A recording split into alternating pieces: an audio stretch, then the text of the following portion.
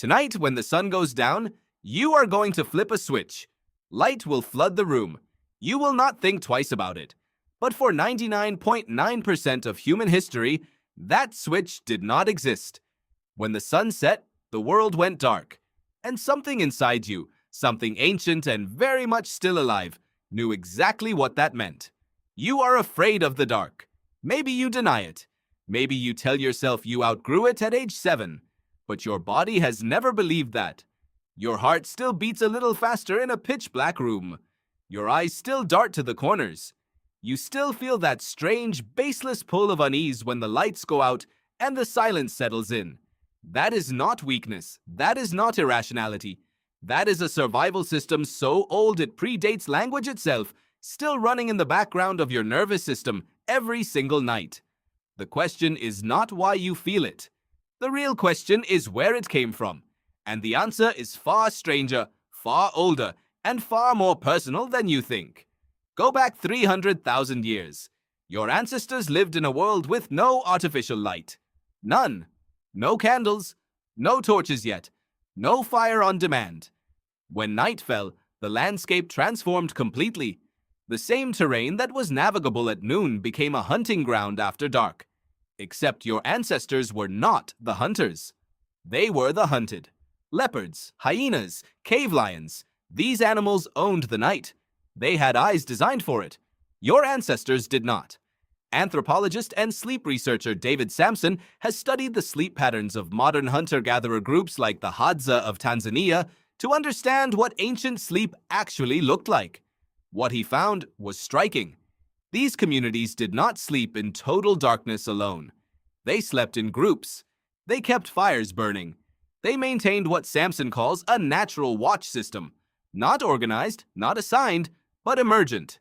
Different members of the group would drift in and out of sleep at different times throughout the night, meaning someone was almost always partially awake. Someone was almost always watching. Your ancestors did not fear the dark in silence. They feared it together. That changes something about what you feel when the lights go out. The unease you experience in a dark room alone is not random. It is the echo of a system that was never designed to function in isolation. Your nervous system still expects the warmth of a group. It still expects the orange flicker of firelight.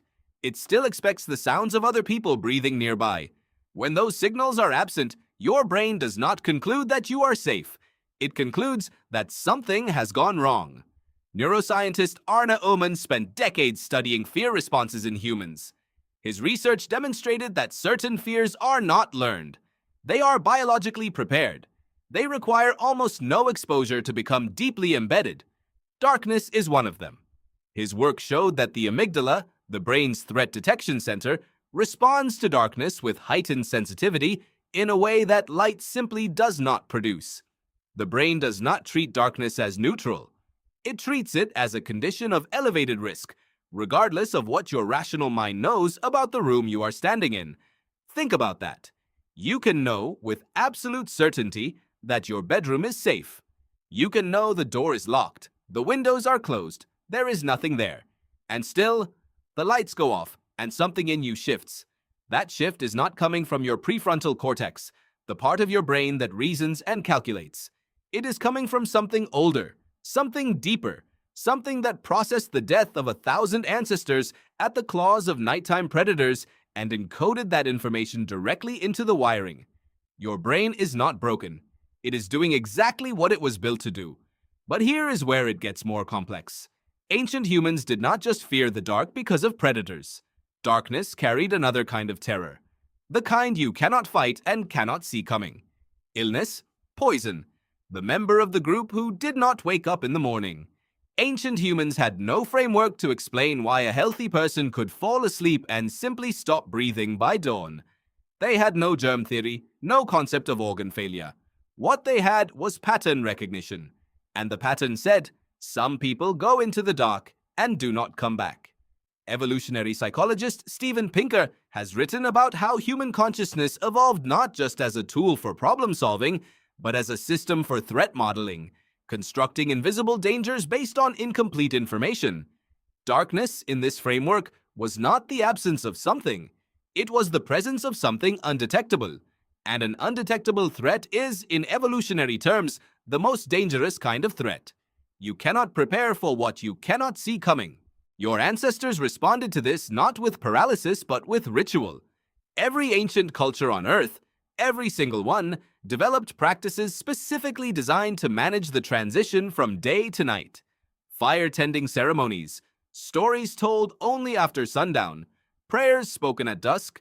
The specific content varied. The underlying function was identical: to give the group a shared action, a shared meaning, a shared anchoring ritual for the moment when the world became unknowable. Darkness did not just threaten the body.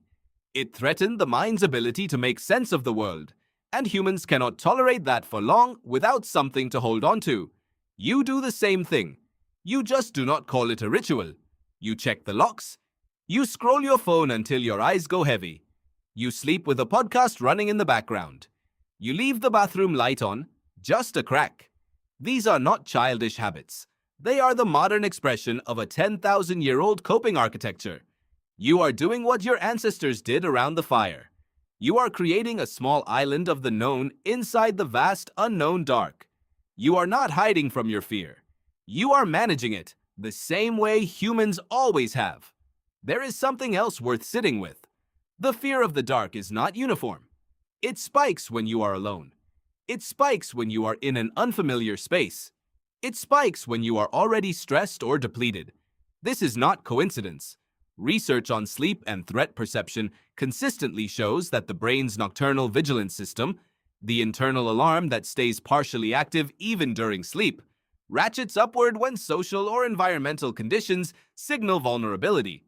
Your brain is performing a constant cost-benefit calculation. How safe is this situation, and how much of my resources should I devote to monitoring for danger? When you are surrounded by people you trust, in a place you know, your brain quietly reduces that expenditure. When you are alone in the dark in a strange place, it turns everything up. Every sound becomes a cue worth evaluating. Every silence becomes a gap where a sound should have been.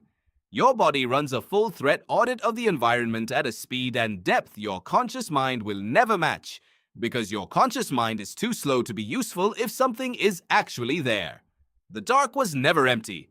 It was full of things your ancestors could not see but knew were waiting, full of the sounds just beyond the firelight, full of the grief of those who went in and did not return.